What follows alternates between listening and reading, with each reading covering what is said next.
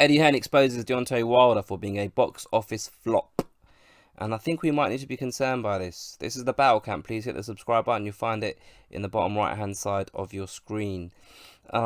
It's been a while. I shouldn't have left you without a dope video to step to, but I've just been busy. I'm busy. I'm busy. No time for time wasters.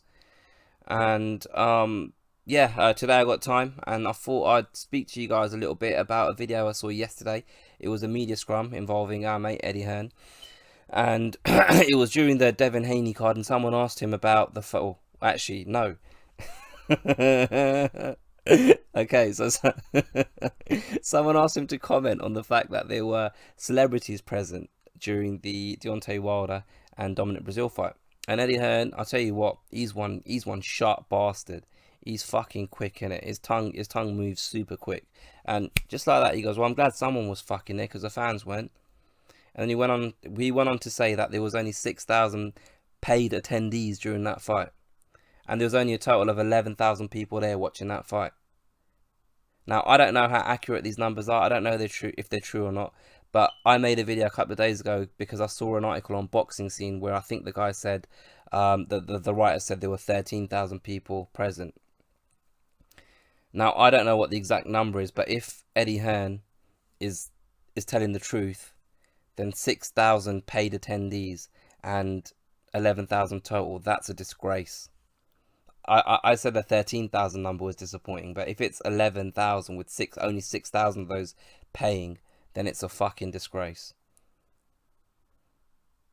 And I said that we need to be concerned, and the reason why I feel like we need to be concerned is this. When DAZN made this offer to Deontay Wilder a couple of months back, I believe the game plan for Wilder, Heyman, Finkel, whoever devised this game plan, it was basically to go away to fight on Showtime, to fight on Fox, to basically prove to DAZN that Deontay Wilder is a draw, to show the growth in ratings after the Tyson Fury fight, to show that they're able to generate revenue at the gate, basically at the box office in the arena, to show that he's a bigger star, to show he's actually popular. So when they go and sit at that table to talk to DAZN about a fight with Joshua, they can basically say this: right, we know you guys are the money men. We know Joshua's your boy, and you want us to fight on your platform, but we're the more popular fighter out of Joshua and DAZN, Joshua and Wilder. And because of that, because we're the more popular fighter, we deserve a 50-50 split, because if we fight on your platform, that means a shed load of new subscribers for you guys. But what's gone and happened now is less people have tuned into this fight than watched the Luis Ortiz fight. After, and this is after, your popularity has skyrocketed after the Tyson Fury fight. Less people watch this fight with Brazil. You can't sell out a 16,000 seat arena, an arena where the tickets were modestly priced. We're not talking Manny Pacquiao Mayweather prices.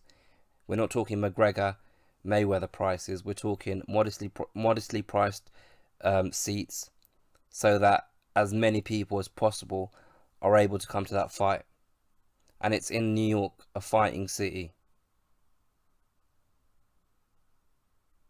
This whole endeavor has been a flop.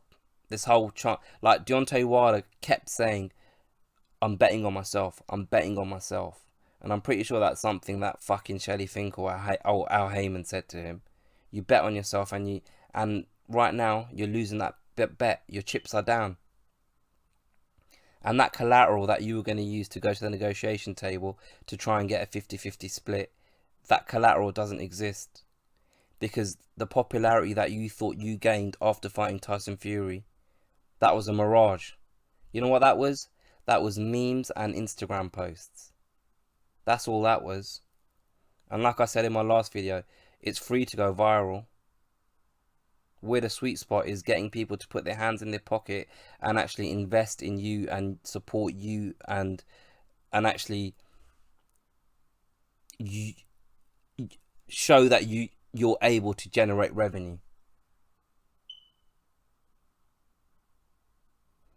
It's embarrassing for you right now, because Anthony Joshua's going to fight in New York for the first time fight in America for the first time in New York, the same city that you fought in, and he's already generated more revenue from ticket sales than you have.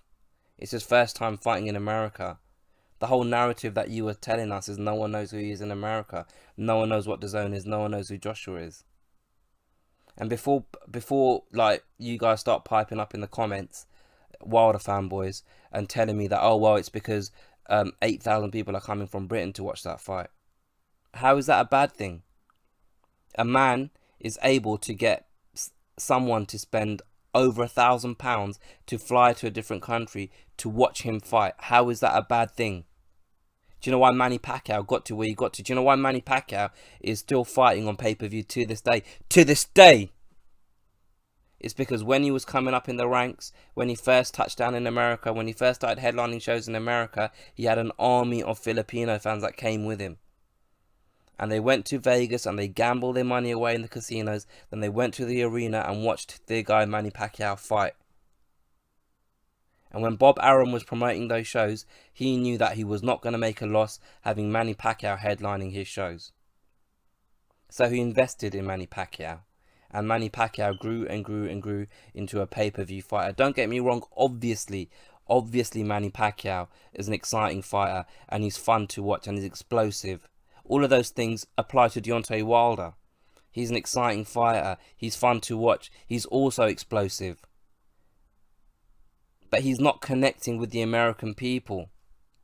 And I don't know why that is. And I said this in my last video. I have no idea why that is. But I think this is the reason why there's a chance, there's a possibility that a fight with Joshua will never happen. Because the definition of stupidity is doing the same things over and over again and expecting a different result. You've been down this road 42 times, Deontay Wilder. Well, let's say 41 because the one fight was pay-per-view, which also didn't do great numbers. But you've been down this road 40 times and you still haven't connected with the American public. They still don't care about you. You're still out here fighting on free TV. Still not getting 1 million people to watch you fight live. And then you're going to go and fight Kalnaki and Luis Ortiz because just yesterday you spoke to the Boxing Voice and told them that the Joshua fight isn't going to happen until next year. And then next year is going to come and you're going to sit at the negotiation table and you're going to say, we want 50-50. And the DAZN are going to say, how? How, Sway? How? How do you deserve a 50-50 split? When these big boxing fights, the negotiations happen for these big boxing fights, the most important element, the biggest bargaining tool you have is showing the other side, this is the kind of revenue that we bring to the table. What are you going to show? What have you got to show for it? Because right now, the only currency that you're dealing in is memes and fucking Instagram posts and your own ego. In your head, you're a star. You should be a star in your head. But you should also have an element of reality to your thought process, to your logic. And you've got your head in the clouds. You believe you're a star. You're not a star. Don't listen to these guys in the LDBC community, fucking Ness and Michael, and whoever else is, you know, whoever else interviews you and talks to you and bloody strokes your ego for you. Look at the numbers. Understand. That fight against Brazil was a failure. A failure. What is it that you want from your career? What do you want? Is it legacy? Because if you don't fight Joshua, you have no legacy. Is it money? Because if you want money, the most money you're ever going to make, generational wealth, something that you always talk about, it's there waiting for you. It's on the table now. Ready. All you got to do is take it. What do you want? What is it that you're trying to achieve? And all you Wilder fanboys who tell me that boxing's a business, it's not a sport, it's a business. Well, let's talk business then. Let's talk business. Yes, I understand. I understand Wilder's trying to get as much money as he can, as much money as possible. But there's also a thing called negotiating yourself out of a deal. And I'm just scared that if he has these 2 fights against Luis Ortiz and Kalnaka and he beats them, that ego is going to be out of control. And them demands are going to be unrealistic. Because you're going to be demanding a lot of money from DAZN, and DAZN are going to look at it and say, well, we're not even going to make close to this much money back. Like right now, boxing's in a fortunate position with these guys because DAZN are ploughing so much money into the sport. They're using boxing as a loss leader, like I've talked about before, but that's not going to last forever. That's not going to last forever. And if Deontay Wilder keeps posting disappointing numbers and he comes back and still asks for 50-50, they might turn around and say to you, well, why are we going to give you that much money? Why are we going to give you, I don't know, $50 million? What gives you the right to demand that kind of money? What have you done? What have you done previously? When have you made the kind of revenue that demands that kind of purse before? What are you going to do for us? How many more subscribers are you going to bring in for us? And if the gap between Wilder and his team's demands and what DAZN are willing to do, if that gap gets too wide, then this fight will never happen. I really hope that Wilder and his team are looking closely at what has happened with this Brazil fight in terms of how many people actually tune in for this fight. And they realise very quickly that they need to get this Joshua fight over the line. For their own sake. I mean, I understand Al Heyman has his own agenda. And I'm not really sure what the fuck Shelly Finkel's trying to do because he's meant to be Wilder's manager. But I think now's the time. I think I understand the logic behind why they didn't take the deal when they did. But now is the time. Because if they don't take that deal now, then I'm concerned that this fight might not happen. I'm worried. Anyway, let me know what you guys think. Put your comments below. Don't be scared to hit the share button. Don't be scared to hit the subscribe button. And smash the like button. Tickle it. Just tickle the like button. It will turn blue. I'll get you guys on the next one.